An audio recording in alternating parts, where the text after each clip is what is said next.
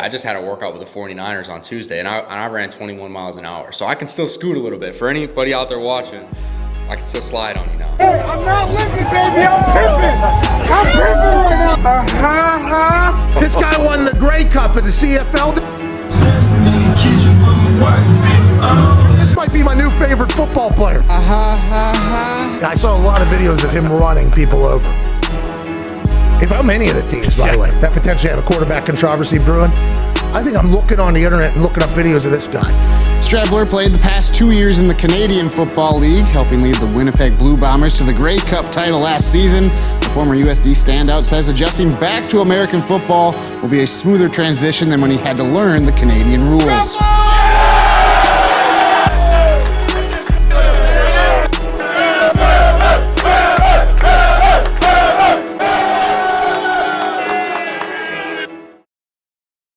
All right, welcome back. Or actually, this is the first video, so welcome. But we have a special guest here, so state your name, your occupation. What's up, man? I'm Chris Streveler. I played football. I was in the CFL for 2 years. I've been in the NFL the past 4 years. Been living in Arizona since 2020. And I would just like to make sure that the camera gets a look at this haircut that we have underneath the cowboy hat. So if we could please, that's so bad. Trying to put the Halloween costume on to cover up the hair, but you know what I mean? He's also Chris. He wore that CFL game. Little cowboy drip. Oh yeah, by the way, so I'm Zach, ASU student, you know, sports business, real estate, all that stuff. So excited to interview Chris today. And he never wanted to come in for dinner. He never wanted to take a bath. And when his grandma visited, he always said bad words. Nana, what's up? Nana, there's 215 people watching this, so watch your mouth. I had a good childhood. Two-parent household. I grew up with a younger sister, hour and a half northwest of the city of Chicago. Grew up in a town called Crystal Lake, and I liked it, man. Grew up with dogs, got to play sports, got every opportunity that I wanted made available to me, and yeah, I had a great childhood, man.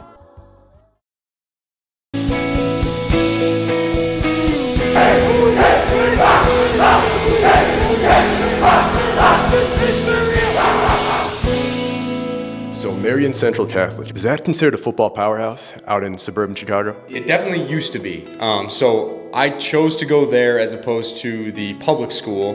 The public school, they ran the triple option for football, and so as a quarterback, if you want to play quarterback in college, triple option is kind of hard to get attention from colleges, and so I ended up going to Marion Central because they had put out some big Division I players. We definitely had kind of a line of Division I quarterbacks there for a while. It was a good program, and you know, we had some good seasons there. We were undefeated, won our conference junior and senior year, ended up losing in the quarterfinals of the playoffs both years, but definitely was a bit of a powerhouse. And now, actually, a little side note, my best friend from high school, Liam Kerwin, he's actually the head coach at Marion Central now, so he's getting that program built back up, and he's got them rolling in the right direction, and I'm excited to see where he takes them.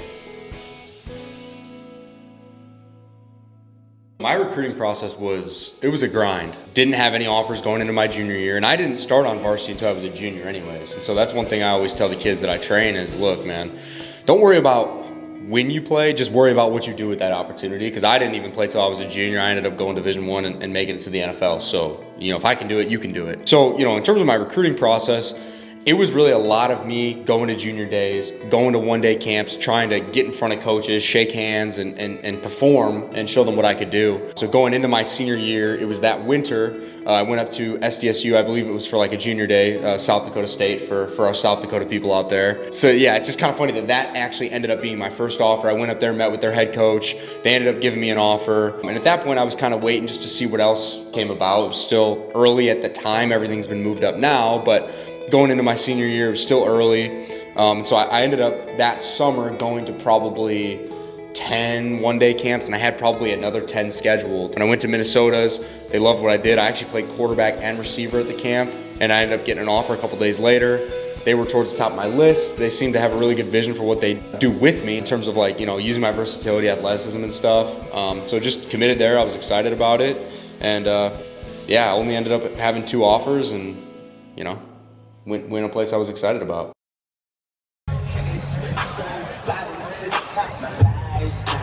For your one start at the U of M, let me read off these stats here. 1 completion, Yes. but 161 yards and a touchdown on 18 carries, rushing yards. I think I threw like 6 or 7 passes. 7 passes. Yeah, so 1 for 7. That's a wild stat line. Did you expect going into U of M that you were going to be more of a read option style QB? Well, I was the backup going into that year. That was my redshirt freshman year. And I mean, the game was crazy because we were playing San Jose State and we started running zone read, and like they didn't have a plan for zone read. They just could not stop the zone read. So we just kept running it. And I mean, look, that coaching staff, they wanted to play conservative that day. You only throw 7 passes. I didn't even have a completion until the 4th quarter.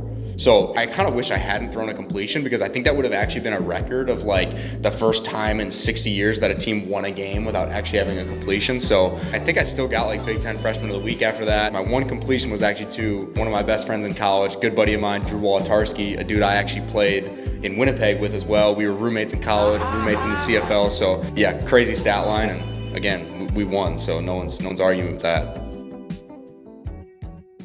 But really after that game, I didn't really ever play again.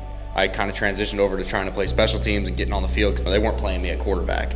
So the opportunity just wasn't really there at Minnesota, and I feel old as hell talking about this, but when I transferred, so you basically, what happened with, I went in, got my transfer papers, and then I came in with a list of like 25 schools that I would be interested in. And I said, hey, can you guys send my transfer notification to these schools? And that's how it worked. And then I kind of came up with like a little highlight tape or whatever that I would send to schools if they were interested. But it was funny, when I transferred, I had way more interest from bigger schools to play receiver. And my coach at Minnesota at the time, Jerry Kill, who I still have respect to this day, he actually told me on the phone, if you want to make it to the next level, I think you need to focus on playing receiver. And so that was kind of a decision I had to make where, you know, I had Arizona State was looking at me at receiver, Wisconsin was talking to me, Northern Illinois. I had some bigger schools to play receiver. And then, you know, I also have my head coach at the time in my ear saying, if you want to play at the next level, I think you got to focus on receiver. So I had that. And then for quarterback, it was South Dakota, Tennessee Tech, and Western Illinois were the only 3 schools that wanted me at quarterback. So you can kind of see the difference between the level of schools. And then the first visit I took was to South Dakota, and they wanted me to play quarterback. And I was still kind of up in the air as to, did I want to play receiver or do I want to play quarterback at the time? But when I got to South Dakota and I started meeting with their coaches, I just felt an immediate connection to those coaches. The guys that hosted me on my visit are still some of my best friends to this day. So I felt an immediate connection to the program. But on top of that, just the thought of being able to play quarterback again, be in that leadership role, the amount of preparation and work that goes into playing quarterback, that's part of the biggest reason why I love playing football. I love that pressure. I love that preparation that goes into it. So after I took that visit, I ended up committing. I didn't take another visit because I was so excited about that opportunity. I was just so excited about the connection I felt with the people there, the program in general, and just the opportunity to go in and try to continue to change a culture, build a winning program. And you know, that's what we ended up doing.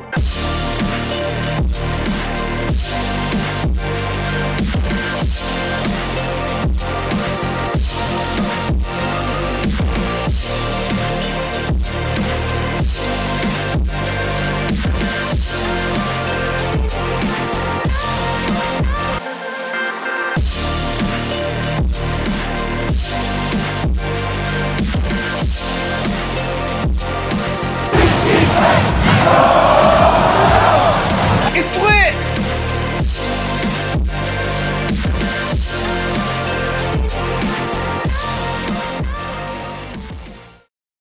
I've been training hard, and I'll do anything a team wants me to do. So coming out of USD, these are some wild combine numbers right here. So a 4.47 40, 38.5 inch vert, and about a 10.6 inch broad jump.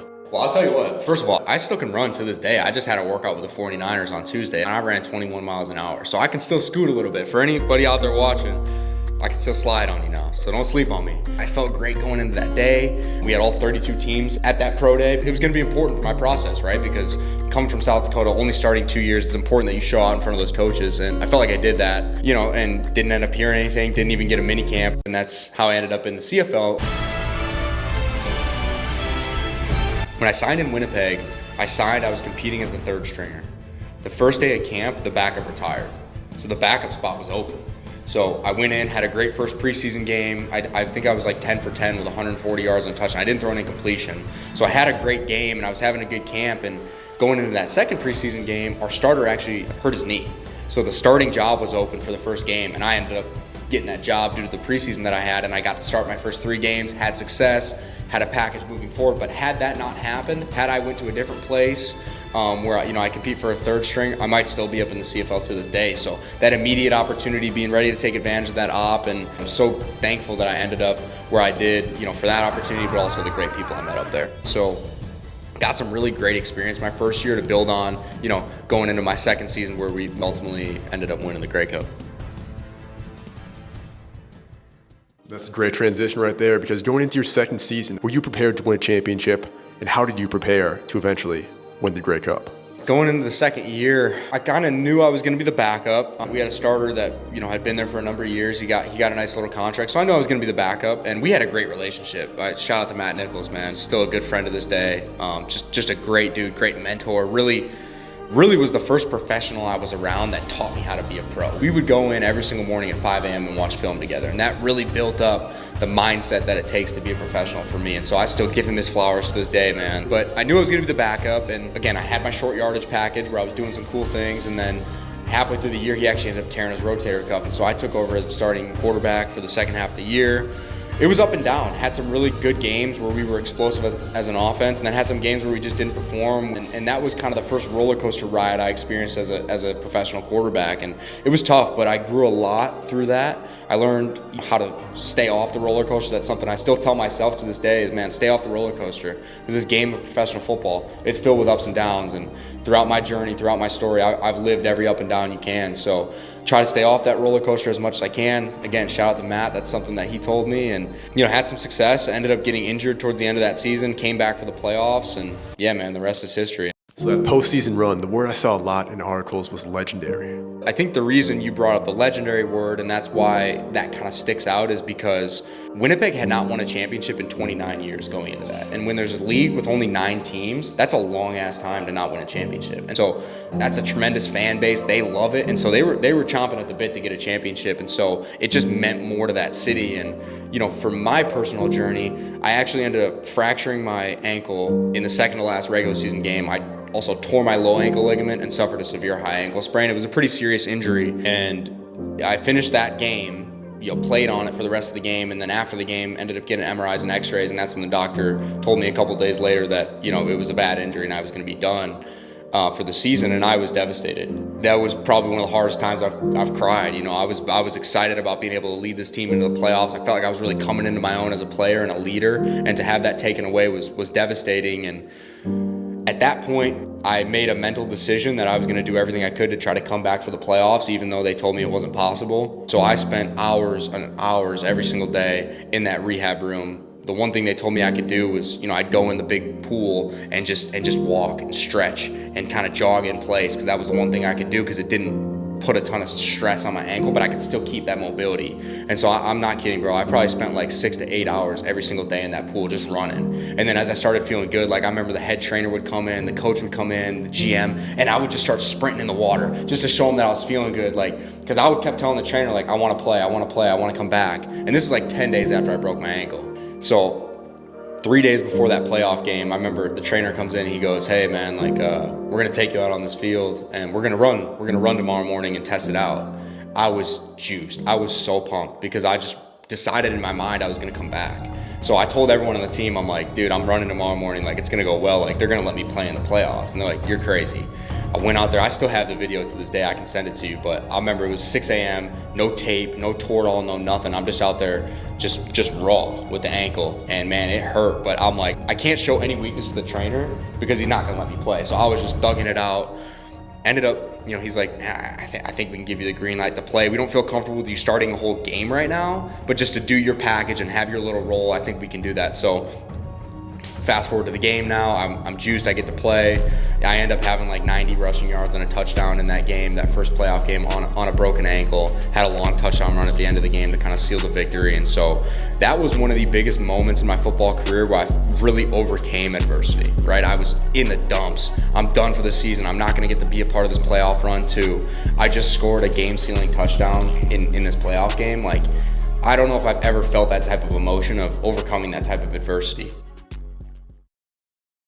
Penny X. Going into the the Grey Cup. I ended up throwing a touchdown pass. I had a few rushing attempts, and I ended up with a catch. I think I was the first quarterback in Grey Cup history with a reception. So to get to play that type of role, a pivotal role in that playoff run after suffering such a devastating injury, it changed my entire perspective on overcoming adversity. I think, to bring it back to your question, I think that's why you see a lot of that legendary thrown around, because it wasn't supposed to happen. And due to my teammates encouraging me and my own mindset to overcome adversity, I was able to get through that and help our team win a championship.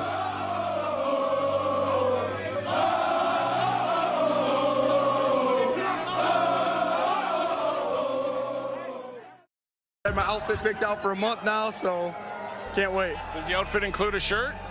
No. I was lit. So how many beers in were you? If you had a number. I have no idea. Have you guys seen the Grey Cup yet? That's pretty awesome, man. Fans were literally just throwing us beers, and I was just catching them and just throwing them back. Someone threw us a bottle of wine. We were getting like little shooters of Fireball. Like, it got aggressive. But before the parade, I didn't even realize, because I mean, we were having a good time a couple nights before that too. The owner came on the bus, shout out to Wade Miller, and he was like, hey guys, let's try to keep the drinking to a minimum. I don't want guys like really drinking on the floor. I completely missed that. So we literally took the practice squad quarterback and we wrote on his chest, more beer please, and we're like holding him up in front of the cameras. Like, they were doing an interview with me during the parade. I'm like, yeah, this is amazing, but we need more beer. We need more beer. And so like, I didn't even realize he told us not to drink, and it got aggressive, but it was, again, legendary. What a great time.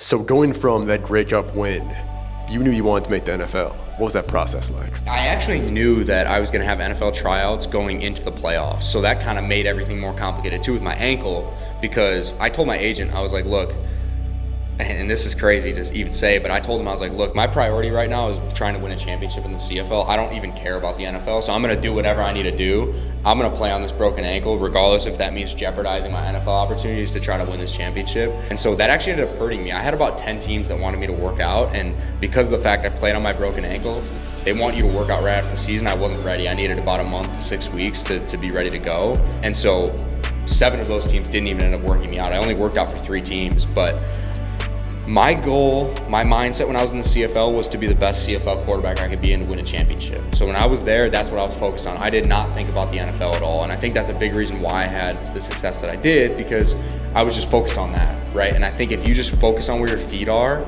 you're gonna have success, and let everything else take care of itself. And that's what gave me opportunities in the NFL. So after that Grey Cup run, I had to take my 6 weeks, 8 weeks, whatever it was to get healthy. And then from there, I worked out for Arizona, Miami, and Tampa Bay. They all offered me contracts, and I decided to come to Arizona. Great decision, and yeah, it was just kind of crazy how that whole process unfolded.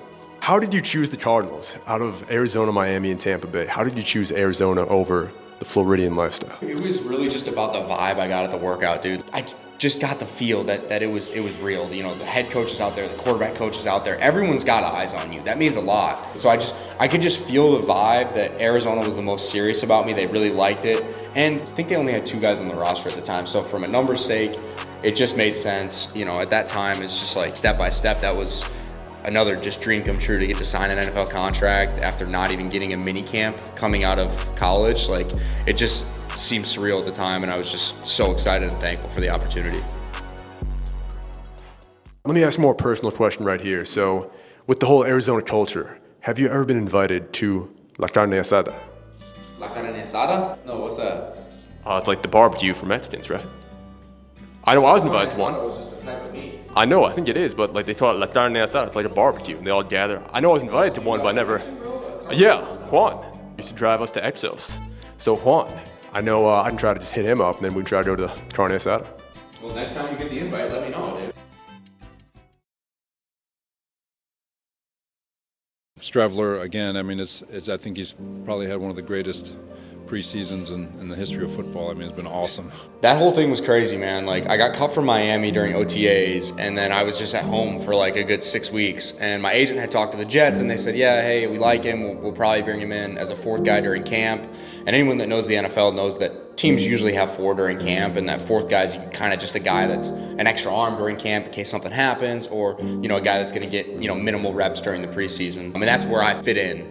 So I ended up signing with the Jets the day before camp started, and man, my first 2.5 weeks there, I didn't even take a single rep in practice, and that was really, really hard on me mentally to just be somewhere and be kind of feeling like you're useless, right? Like I'm not getting an opportunity. I kind of feel like I'm just biding my time before I get cut again. But I had a bunch of great people in my corner pushing me in the right direction, and that little voice in the back of my head saying, man, you can't give up. You can't just let off the gas pedal because you're frustrated. You have to keep working hard, because if you stop working hard and you get an opportunity and you're not prepared, you're never going to be able to live with that. You have to keep working hard even though you're frustrated. And so that's what I just told myself every day. So every day after practice, even though I didn't get a rep, I'd still take the script and I'd throw the routes that we threw during practice. I'd still run a couple extra gassers, a couple extra tempo runs to make sure I was in shape. And lo and behold, going into the first game, they had told me I wasn't really going to play, but Joe Flacco woke up, his back was tight, and Zach ended up getting injured during the game, and so I ended up playing the 4th quarter, threw 2 touchdown passes and threw a game winner with 17 seconds left, and those were my first reps I had gotten all camp, was in that game. And I credit that all to just mentally staying in it and staying positive, staying locked in, continuing to work hard and being prepared for that opportunity. And so I got it, made the most of that game. The next week, like I said, Zach got injured, so I got to play the second half versus Atlanta, led another 4th quarter comeback. We ended up winning that game. And then going into the last preseason game against the Giants, again, didn't get any reps in practice, but was thrown in the 4th quarter, threw a couple more touchdown passes and another game winner on 4th down with like 10 seconds left or something. So all of that is attributed to staying locked in, staying ready for an opportunity, and just telling myself, stay ready, because you just don't know what's going to happen. And if you don't get an opportunity, okay, that's disappointing, but it is what it is. You stayed ready. If you do get an opportunity, you've done everything you could physically and mentally to be prepared to take advantage of it, and that's what I did. And I'm just so thankful that I had people in my corner pushing me in the right direction, saying, no, stay focused, and keep working hard, because you just never know. And ended up making my way on that roster.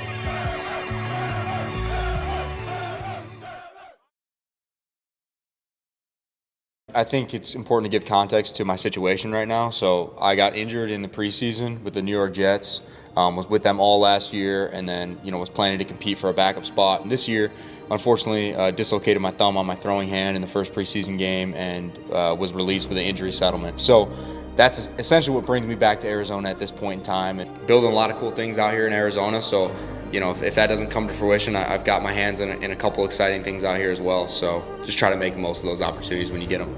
So how was the workout, your first initial NFL workout with the Cardinals?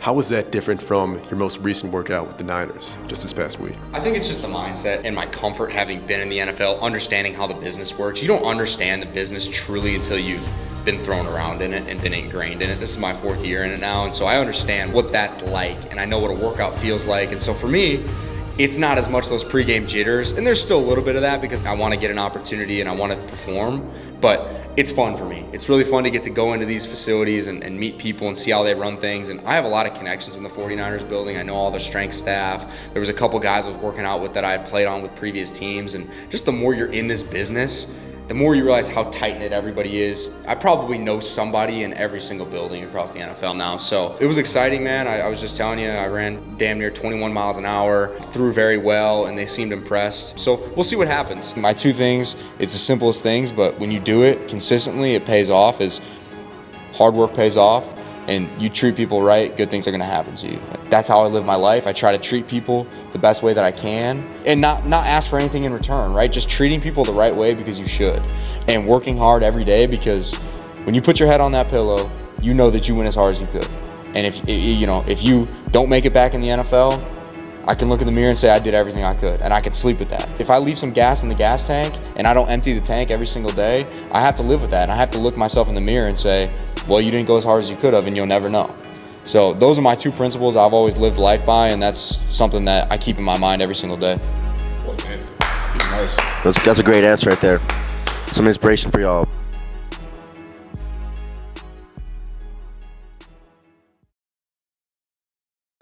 Oh yeah, show him the phone. Yeah, where is right here. It's disgusting. No, I said I'm not buying another phone until I sign that first pro contract. As the great Future Hendricks once said, sleeping on the floor made a man out of me. Isn't that right? This is why we need more than one mic. This is why we need more than one mic. I just had to say that. That's it and that's all. You had that famous laugh, that little ha ha. You know what I mean? So, was that from Kawhi Leonard? Was that from Spice Adams? Spice Adams, let's go. I knew it. He would always like message me on IG. Do it. Ha ha. That's how he does it. That's how he does it. Lick Fine. your lips, do the eyebrows up. All right. Ha ha ha. Bro, that's crazy. I had to get that on my own camera. Okay.